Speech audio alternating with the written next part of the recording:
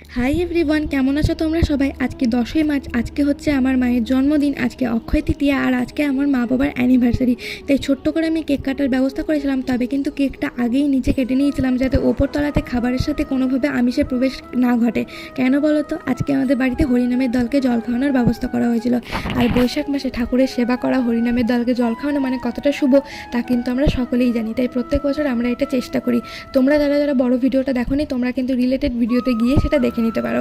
আজকে আমি আমার কিছু বান্ধব এবং পাড়ার প্রত্যেকটা বাড়ি থেকে একজনকে নেমন্তন্ন করা হয়েছিল। এটা বলেই নেমন্তন্ন করা হয়েছিল যে আজকে ঠাকুরের সেবা করা হবে, মায়ের জন্মদিন বা অ্যানিভার্সারি বলে কিন্তু নেমন্তন্ন করা হয়নি।